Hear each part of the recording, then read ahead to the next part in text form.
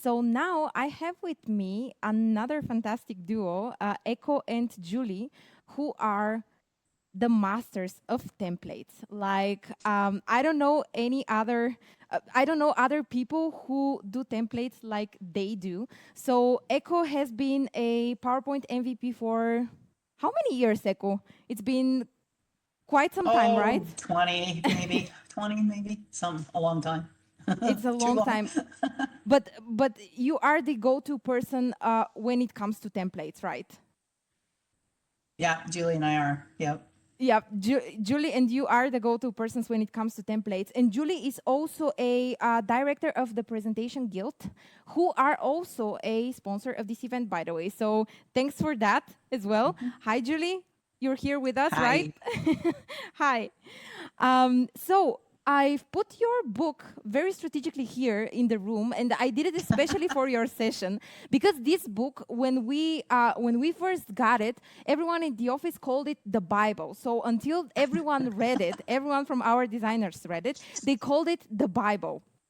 So I know, Oh, I that's hope funny. that you guys are going to issue a new version of the book because it already gets, I think, quite old with everything that's happened with PowerPoint. But hopefully, maybe you will tell us more about it. We'll be able to enjoy another edition of that book. Today, for your session, we're going to talk about templates and how we can tackle templates, which are also an extremely important topic in the presentation world, and especially for people who are using them, like our audience. So it will be the stage is yours now, Echo and Julie. So amaze us. Thanks, Eva. Hi, I'm Julie. And I'm Echo. And Julie and I have been working together for about 15 years, and we have seen a ton of templates in that time. Now, today we're going to walk you through the most important things we look at when we're reviewing a template to see if it functions well. We believe a template should work well for everyone who uses it. Now, thousands of steps go into building a template. So we don't want you to think that this top 10 is going to cover everything. But we hope that by seeing some of the things that we look for, you can use some of our tips to make your templates better and more efficient. Let's start with number 10. Echo?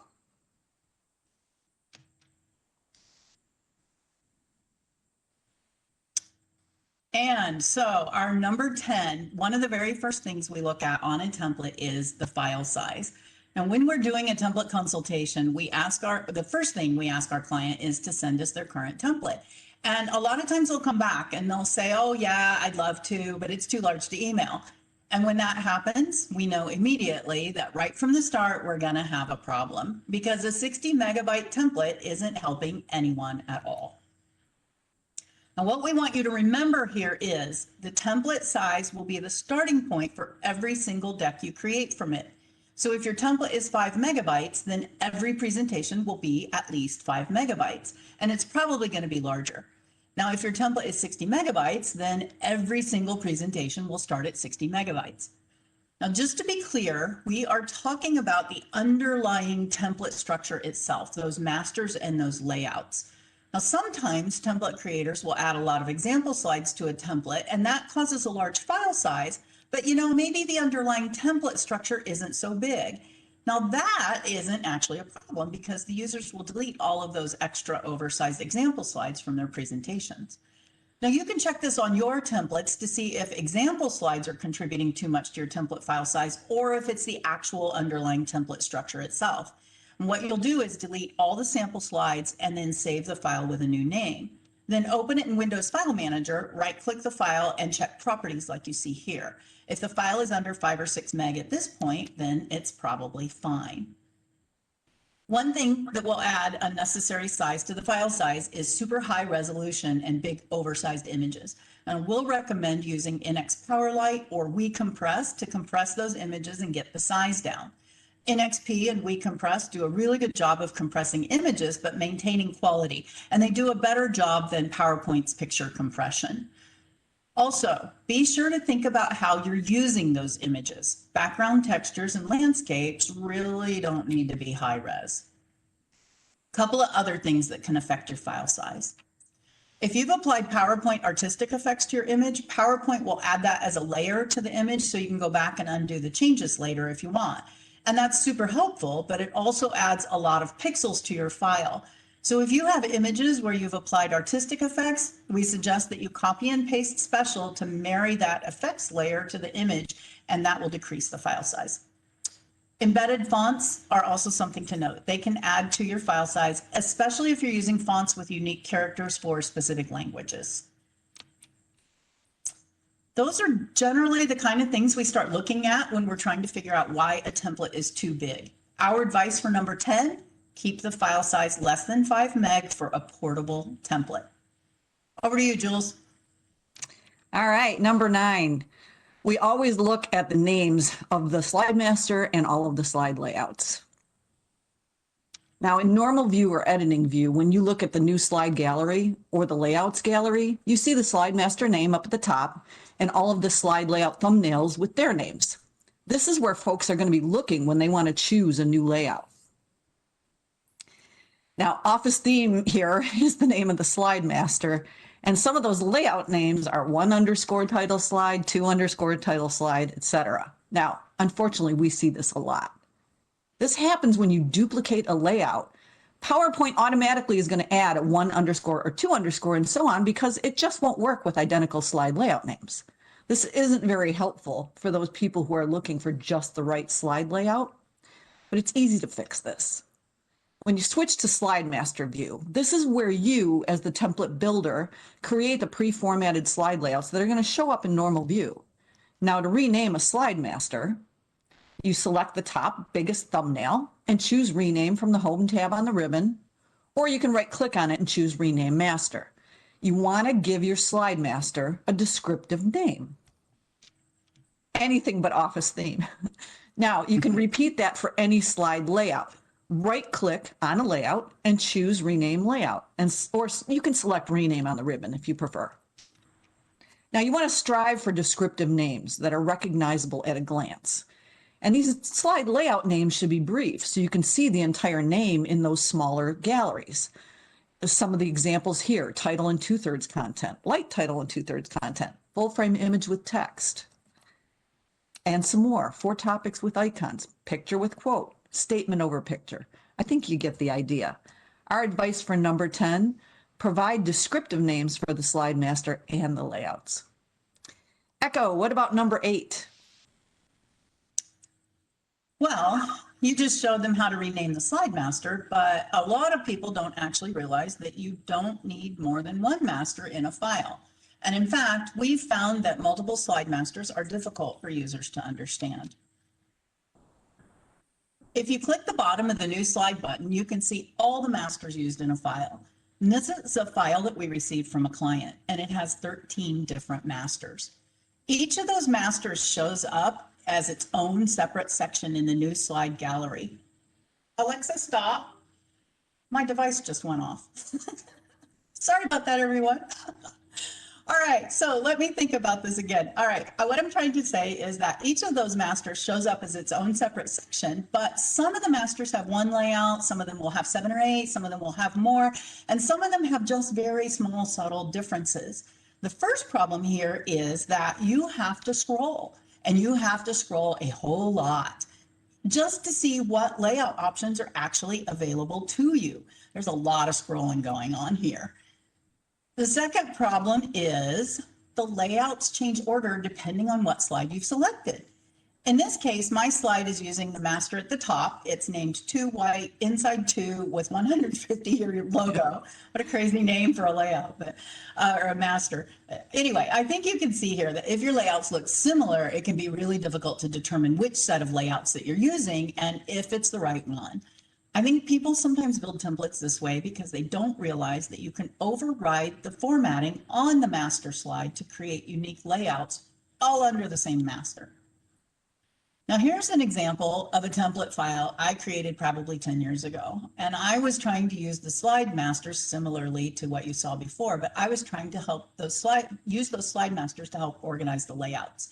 And so what you see here is content layouts at the top and things like title slides, dividers, agendas, and all of those at the bottom. Now it's not as bad as the one that we were just looking at, but it's still not great. And the order of the masters will still change depending on what slide you've selected. And that's just extremely confusing for users. It's really so much better if you add all the layouts under one master, which is what we've done here for both files. You can change the background style if you need a dark layout, but you're using a light master, and vice versa. And Julie's going to show you that in a little while.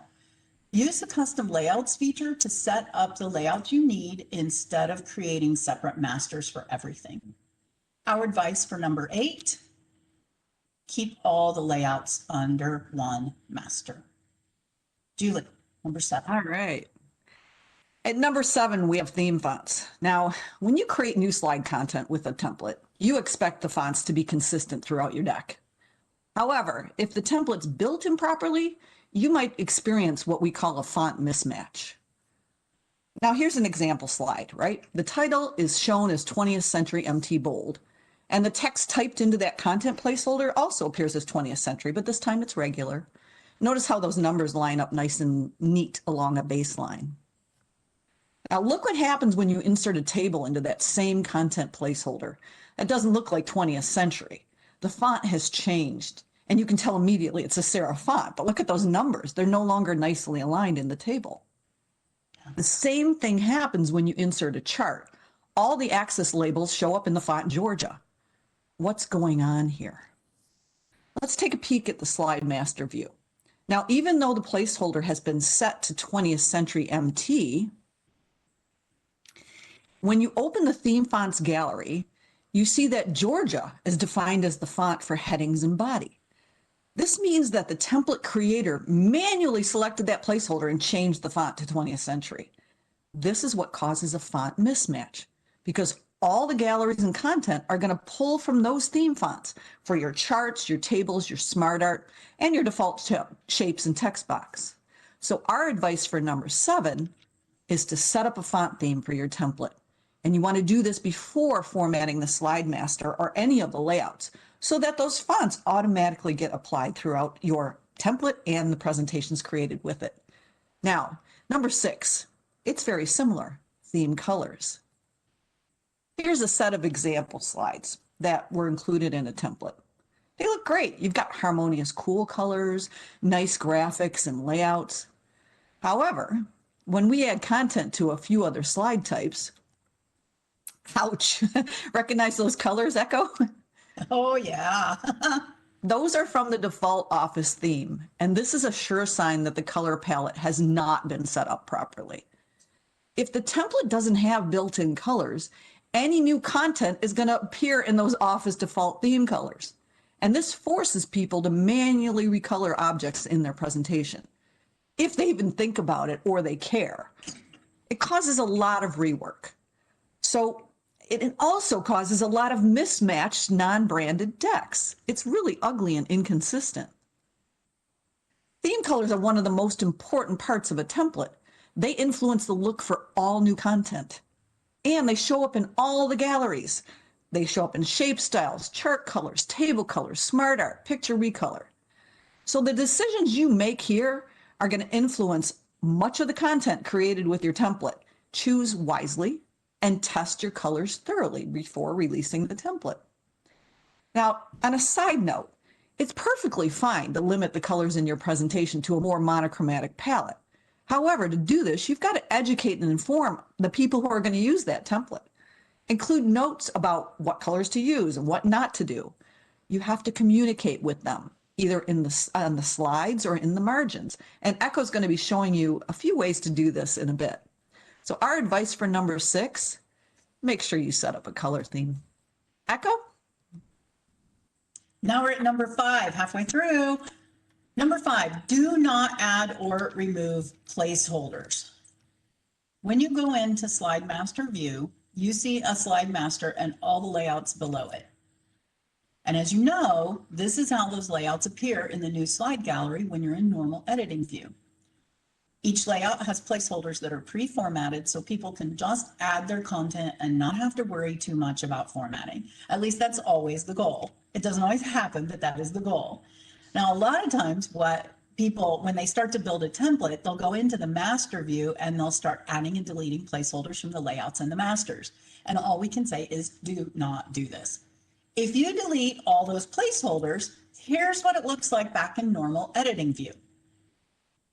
It's a bunch of blank layouts, and that doesn't help anyone. So remember, placeholders are supposed to make it easy for you to add content and not have to worry too much about basic formatting. If you delete all the placeholders, then your users just start with a blank slide and they're forced to format every single thing by hand, which takes a lot of extra time. And also, if you delete the placeholders for footers, and those are the date, the footer text, and the slide numbers, it can cause just a whole bunch of weird other problems down the line.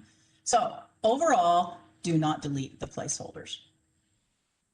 Also, when you copy paste slides from other files, PowerPoint's looking at a few different things to figure out which slide layout to apply. And one thing it looks at is the number and the type of placeholder on the layout. So for example, here you see a typical title and content slide. The title and content layout has one title placeholder and one content placeholder. And that is what PowerPoint expects to see for a title and content slide. But what a lot of people do is they go into that slide master and then they add or delete placeholders to those layouts. And so for this example, we'll add a subtitle placeholder to the title and content layout, which is what people do a lot of times. So when you copy a slide from this file into your other template, PowerPoint's looking for that title and content layout to have one title placeholder and one content placeholder.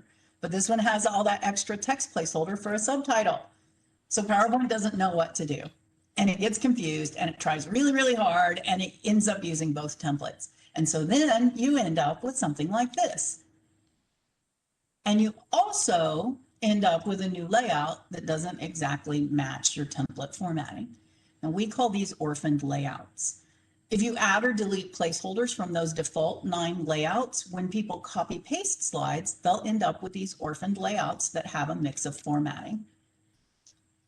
If those default layouts don't look like what you want, that's fine. You can override the background graphics, you can move the placeholders, you can reformat the placeholders, just don't add or remove any of the placeholders.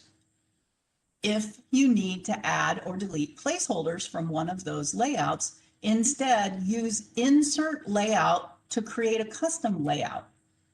And then you can add whatever placeholders you want. So our advice for number 5, do not add or remove placeholders from the default layouts. Julie. All right. Number 4, we have disappearing text. Have you ever inserted a chart on a slide and you couldn't see any of the text labels? They disappeared. Or maybe the same thing happened when you inserted a text box onto a slide. You start typing and can't see any text. Now, this can be prevented by applying the correct background style to a layout. Remember in number 6, our advice is to set up a color theme. Now, this is what it looks like when you're setting that up. And it's important to understand and assign the right light and dark colors. Those are the 4 up at the top. You want to assign light values to the light chips and dark values to the dark chips. Now, these are the background styles for PowerPoint's default blank template. This dialog isn't as prominent as it used to be, and you may have played around with this interface and really didn't understand what was happening. Or maybe you ignored them because the background color or fill that you wanted wasn't represented here. Now, this dialog used to include some gradient fills in the lower 2 rows, and now that the default fills are all solid for this background styles gallery, you only need to select from the top row. These are the background styles for PowerPoint's These chips in the top row are populated with the first 4 colors in the theme, the lights and the darks. Now, these background styles work in conjunction with those light and dark colors so that your text is always going to contrast with the background value. If you choose a light background style, your text is always going to default to dark 1. If you choose a dark background style, your default text is always going to be light 1. Light 1 and dark 1 represent the lightest font color and the darkest default font color in your template. Now, you can apply a background style to a slide layout in Slide Master View, as you can see here. If the entire presentation is based on dark slides, just choose the Slide Master and change the background from there. But if you only want to change one layout, select that slide layout. Here we've selected the title slide, and choose background styles on the ribbon. From that background styles gallery, you want to right click on one of those dark background styles and choose apply to selected layout. When you want white text, you apply that dark 1 or dark 2 background style to force the text color to white. Light 1, our default text color, is white. And in my opinion, it should always remain white. There's really no reason to change it to a different color. Now, after changing the background style to a dark value, here's where you can reformat that background to whatever you like. You want a different solid color? Change it. You want a gradient? Go ahead and add it here. A picture fill like I've got here? Change the background fill. The text color is always going to remain white or light 1 now that you've correctly applied a dark background style. So our advice for number 4 is apply a background style to avoid disappearing text. Echo. Yay, my turn. We believe that a template should help people, so we try to add instruction and guidance wherever we can. The easiest thing to do is to add prompt text. Do you see where it says click to edit master title style and click to edit master text styles? Well, you can customize that text. To add your own prompt text there, switch to master view and just replace that click to edit text with your own. You can just delete what is in there and type in your own text. So we often add prompt text like you see here. In this case, we've instructed users to use sentence case for the slide titles, and we say click to add text or choose an icon or various other things to insert other content. And this prompt text will show up when the user inserts a slide from the new slide gallery.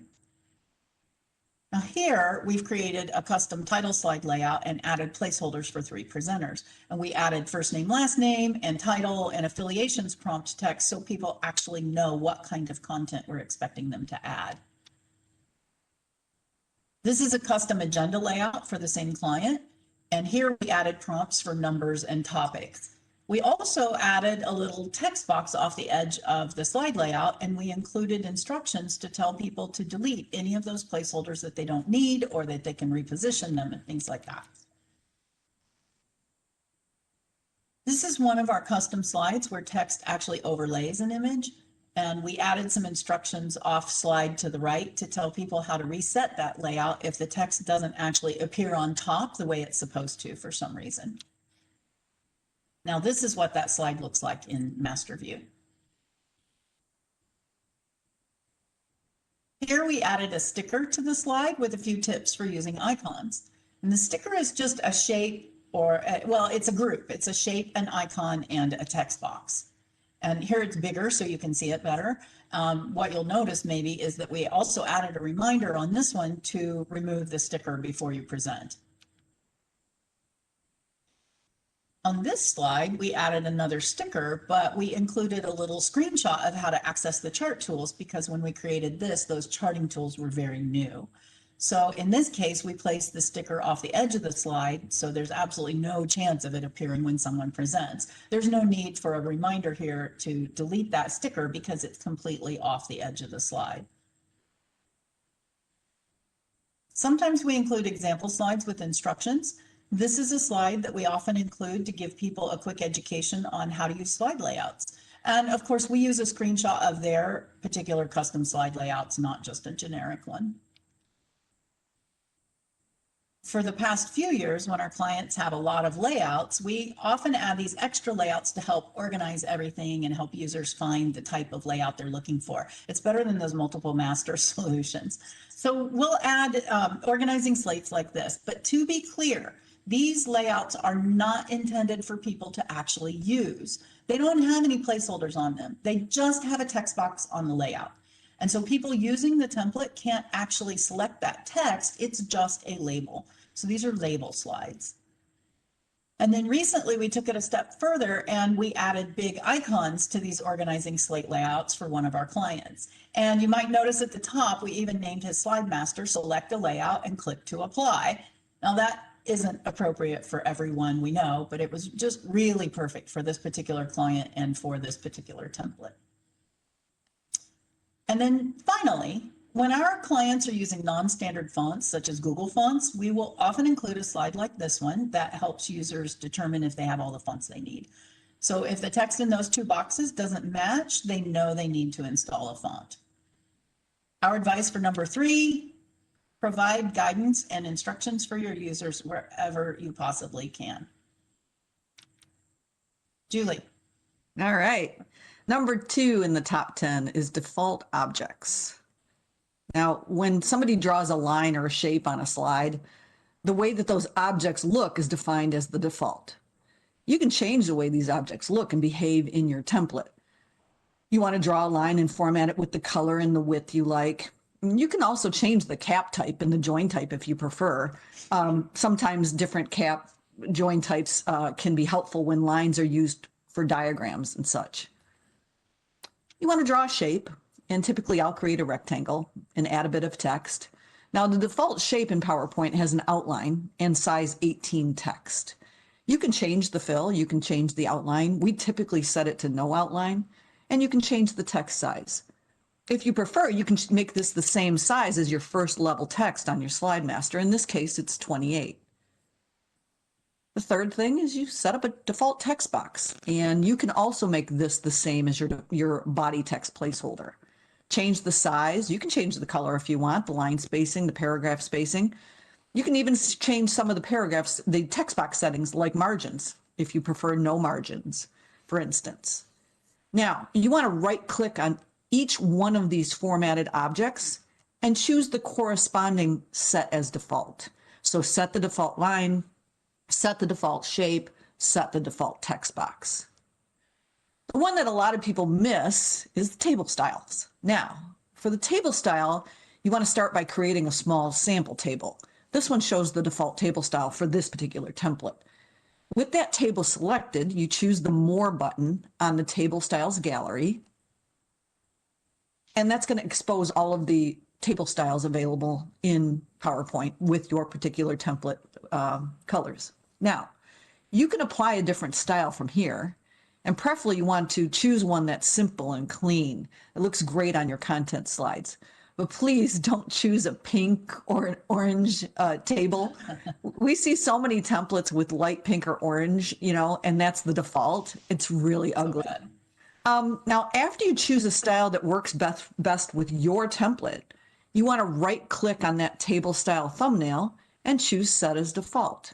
And that table will appear next time somebody inserts a table on their slides. So our advice for number 2 is to set the default for line, shape, text box, and table style. And that brings us to Echo. And here we are at number 1. Number 1, deal with the variants. This is our top advice for you. Now let's say I created a template and it looks like this. It uses Century Schoolbook as the theme fonts and it has custom colors built in. But I didn't strip the variants when I created the template. Variants appear on the Design tab, and if you don't remove them when you change slide size, you go from something like this to something like this. Do you see how the colors and fonts changed and reverted to the Office default colors and Office default fonts?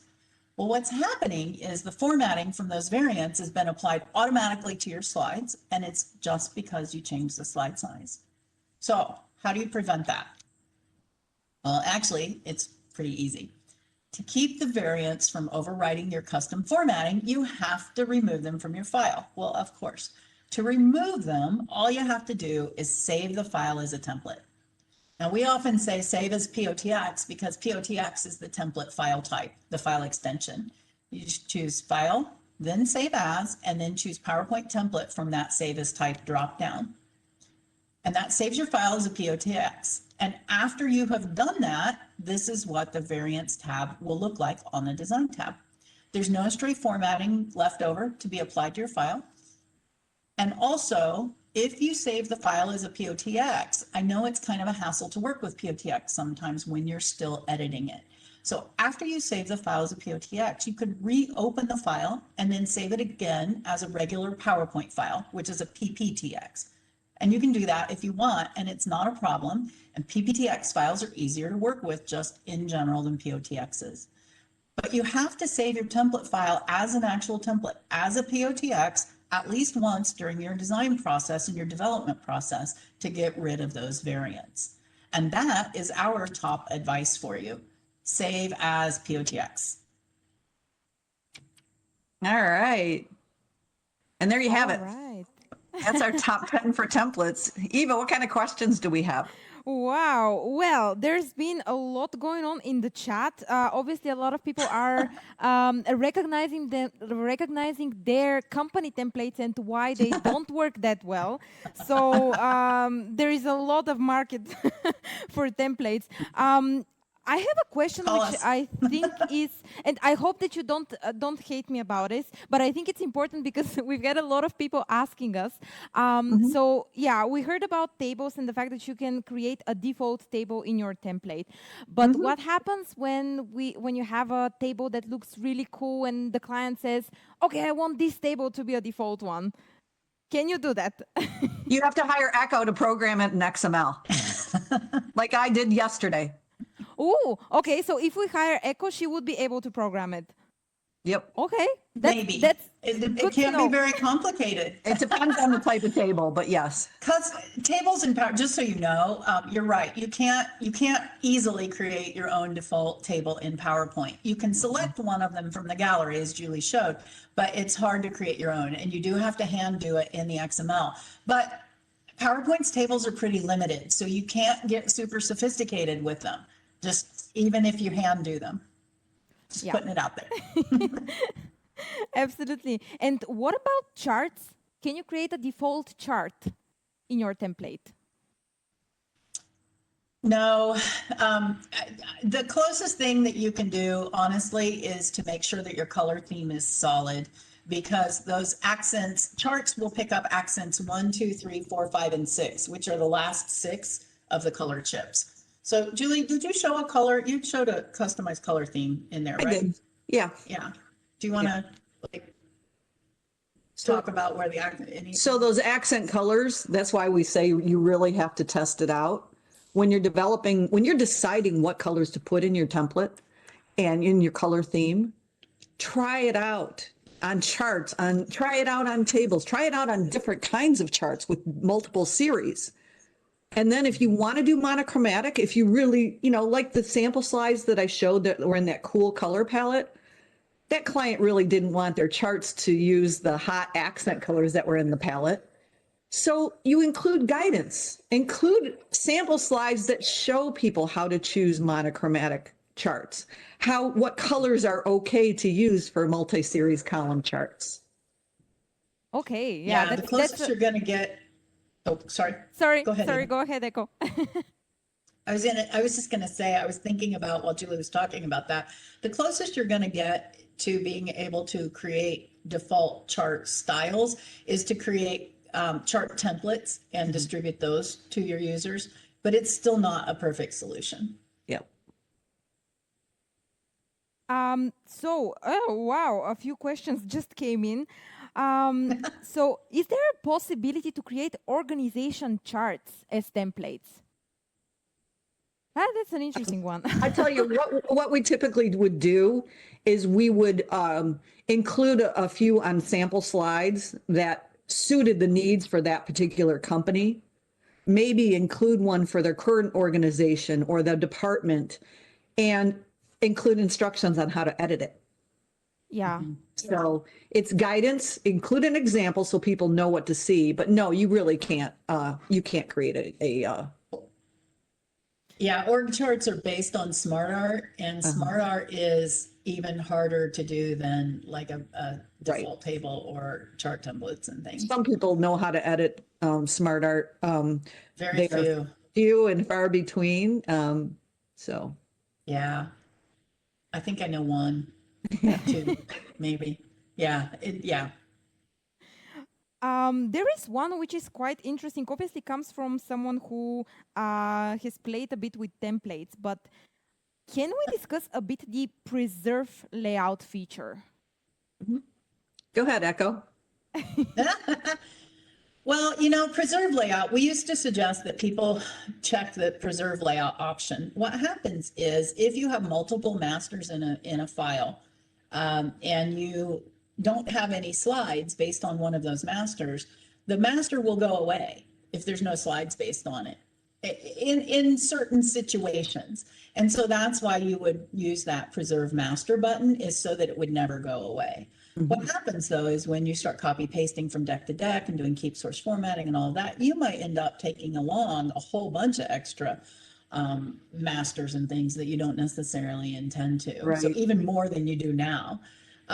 We've actually changed our stance on multiple masters over the years, and we really prefer to build everything under one master now, so we don't Yep. need that preserve master button. They're just too, multiple masters are just super confusing for our clients. And so they automatically reach for keep source formatting. And then you have, you get know. hundreds of slide masters and layouts in your file. It's a Yeah. mess. Yeah. I think think the preserve master, yeah, sorry, go ahead. We've Eva. seen this one. We've seen this one happen, and I think it's quite frustrating also for the users. So Sure. definitely an important one. There was a question, and you mentioned that when you're creating a template, you're saving it as a POTX file. But should the client get only the POTX file, or they should get also maybe a PPTX file? What do you do in your I am so glad you asked that.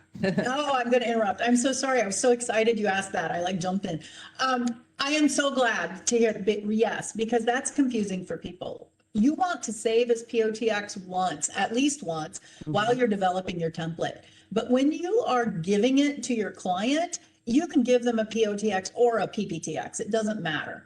So you're saving as POTX once to get rid of the variants. That's the most important thing. And after that, you can do whatever you want.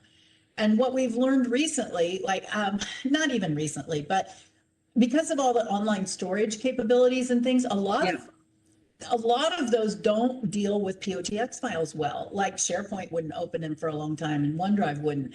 Dropbox sometimes in Box, and all of them. So they all handle it differently. So if you know that your client is using those extensively, you might want to give them a PPTX instead of a POTX. Brand Central. I had a client call me and say, Brand Central doesn't handle POTX. Can we change over to PPTX? So you can give your client whatever you want. Wow. Okay. I personally didn't know that, so that's a really nice insight. I'll make sure I write that one down. So glad I asked that. What do you typically do if the organization speaks multiple languages?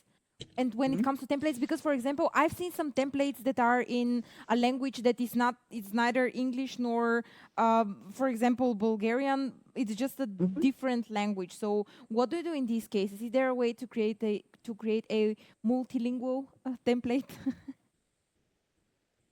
Go ahead, Echo. Julie, do you, That's your bailiwick. That's the only reason why I'm All right. deferring to you on this all one. right, all right. I just feel like I'm doing all the talking here. That's okay. You do the technical stuff so well. Okay, thank you. The language thing. So what I do when I finalize a template is on the back end, and let me start over. PowerPoint uses your keyboard settings to determine what language everything on your slides is. So I'm using a US English keyboard, so everything I create is labeled US English. If my client is in Great Britain, everything I get from them under the hood, it's labeled English Great Britain, UK English, or whatever it is in code. GB is what they call it, Great British English. If they're using, I don't know, we had a client using Chinese recently, and so under the hood, it's labeled as a Chinese language and all that. So when I go through the template and finalize under the hood at the template level, I strip out all the language settings. So there are no language settings on the placeholders when they create slides and things like that. And so what will happen is it will pick up whatever keyboard language they're typing in. I need to Go, Jules. clarify that. Yeah. You do that with XML. This is not something you can do in the interface at all. Right. It has to be done via XML coding.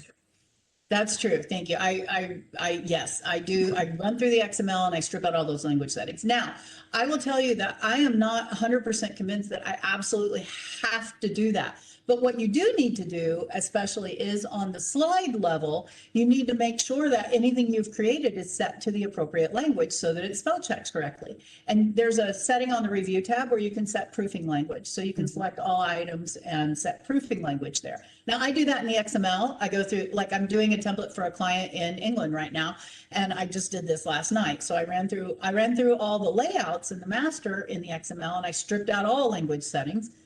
And then I looked at the slides and I changed all the US English to Great Britain English, so that it will spell check.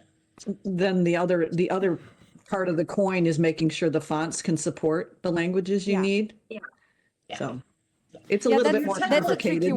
That's a tricky one for sure, to make sure that everything is supported, because sometimes you just open it and it's Calibri because for some reason this language is not supported. That's a really important point there. But hopefully we would be able to make it in the version of PowerPoint that kind of the regular people can also use, not just the XML. So we'll wait for it. We hope that it's going to be available. Look at the review tab though. You can set proofing language at least on the review tab. Yeah.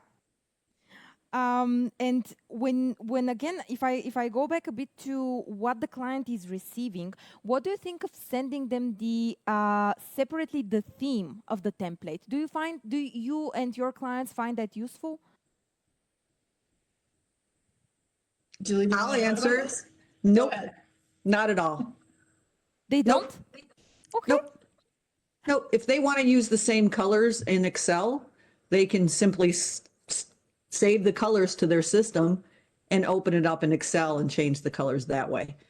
You know what? I think I've had a handful of folks ask for the THMX file, but you know, anybody who has the template, they can just save the THMX file on their own, and it would save on their system to the right folders. Go ahead, Echo. Yeah, no, I didn't want to interrupt. I was just going to say that the theme is actually built into the template. Mm-hmm. So the theme is colors, fonts, and effects. And so those colors and fonts and effects are built in. And so there's not a need for an extra standalone file, Right. Usually. Also, I think that when we give a THMX to our clients, a lot of times they don't really understand what to do with it and how it's different than a template. And it shows up on the design tab, and that gets really confusing for users. That's what I found, just confusing. Yeah, it can be helpful if they want to apply it in Word and in Excel, but I would almost recommend that you just give them a Word and an Excel template as well. Right. Okay, that makes sense. To be honest, we've had different situations where clients want it because they've seen and they know that they can add it also to their Excel file. So there's been cases where we've exported it specifically for them, but in other cases it's just the PowerPoint file. I mean the PDX and PowerPoint file. Yeah, I mean, if they want it, we'll give it to them, but a lot of times I think they don't know what they're asking for. Yeah, and sometimes it's easier just to say, here's how you do it yourself. Yeah. Because the use case typically is going to be really small. So. True, absolutely, and they also start trying to open it as a separate file. It could be quite messy, so it depends on the case, I guess. And what do you say about, is there a minimum and maximum amount of layouts that you would create for a template? Yeah, there is. You know, I've been creating a lot of templates and accompanying slide libraries as of late. And it keeps that, remember Echo was talking right at the beginning about file size? Yeah. When you work with what we kind of have termed skinny template, when that template is small in footprint, and then you have all of these custom layouts created in a massive slide library, people can grab those and populate their new presentation. It'll bring in only the layout they need, and it creates smaller files. So the point is, you can have a lot of layouts if they don't have a lot of images or textures or, you know, and that file size could stay rather small. But if your title slides or your transition slides or whatever use a lot of heavy images, then you really want to consider providing a separate slide library so that that base template isn't massive. Yeah. So just enough to keep it small is my answer. I would like to definitely add to agree on that one. Yeah. Well, and I think also being able to organize the layouts is important because if you, I have a client who has, I think 108 layouts I mean, they have so many varieties of things and it's amazing and they love it, but it's really hard to find what you need. So we introduced those organizing slates to them in this when we updated their template last, because it's just too hard to find what you need once you get to a certain point. So you have to think about the organization as well, not just the file size. Like theirs is all PowerPoint shapes. There's not any imagery in there. So the file is actually only a couple meg, but it's hard to find things. Yeah, quite hard for the user. So we're out of time, but I just have one more question, and then we'll wrap it up. Because I think it's important. This at least I've had situations where people have asked me, is there a way to have lines within the slide master, but still movable editor within the presentation? I think they mean guides. Oh, I don't. are you talking about drawn lines? Are you talking about lines that are an actual shape, or are you talking about guides? I think they're talking about guides. Go ahead, Jules. I think you should answer both. Well, there's 3 different types of guides. You can have guides on the master, you can have guides on the layouts, and you can have guides in normal view. So my answer is it kind of depends on what you want folks to be able to do.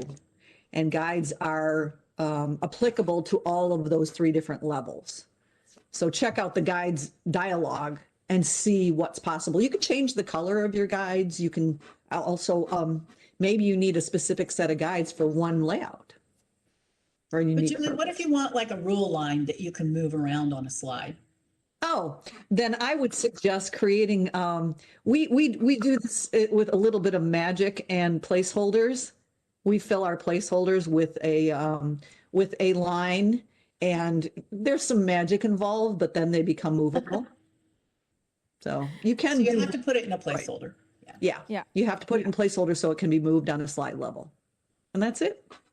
Well, perfect. I mean, everyone here in the chat, there was a lot of discussion around how easy and understandable you make templates. So when you talk, it's a great pleasure to listen to you talking about templates. So thank you for this session. It's been so great and so valuable, amazing tips and tricks on templates.